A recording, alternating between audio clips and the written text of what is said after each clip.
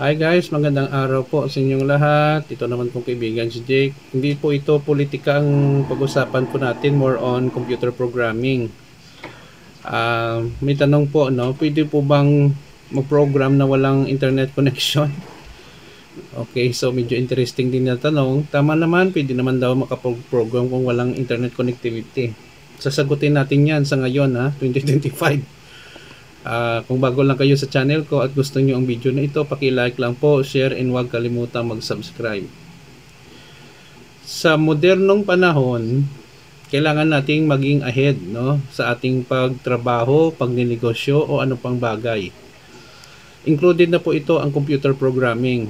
May nagtanong, pwede po bang mag-program na walang internet connection? Pwede naman, basta ang ginagawa mo lang, may sample code ka or mga simpleng program lang, addition of two numbers, hello world, or subtraction. Sa diretsahang tanong, sa ngayon 2025, do hindi po kaya ng isang tao na makapag-program na walang internet connectivity or connection. Bakit po? Una-una guys, hindi po natin memorize lahat ng mga commands ng isang language. Regardless kung C, C++, Java ang gagamitin mo, ang problema kasi sa ating mga tao, limited lang po na information ang maipasok natin in a definite period of time. Minsan pa nakakalimutan pa natin. At saka kung may mga bugs tayo na encounter at hindi tayo familiar kung paano po siya ma-solve, may hirapan po tayo kung hindi tayo gumamit ng internet, gumamit ng mga Stack Overflow or ChatGPT. So, it is a waste of time, effort, and energy po sa ating part kung wala tayong internet connection.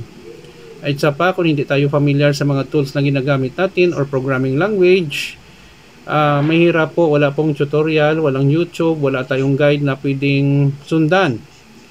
So, depende yon sa inyo, no? Pero sa akin naman, kung ikaw ay isang baguhan or well-versed na developer, kailangan po talaga na may internet connection tayo kung gumagawa tayo ng isang program or system. Regardless kung ano pang level ng ating kasanayan, mas advantageous po na may internet connection po tayo. Pwede tayo makapag-email, pwede tayo makasearch, maghanap ng mga PDF books, no, na libre na pwede nating pag-aralan.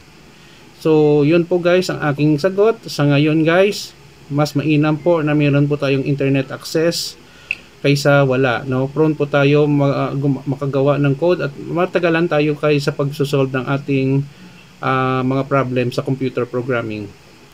Yun lang po guys, maraming salamat po sa inyong panonood at suporta. Please like, share, and huwag kalimutan mag-subscribe sa channel ko. Kita-kita po tayo sa sunod na video. Ito naman po ang kaibigan si Jake. Paalam!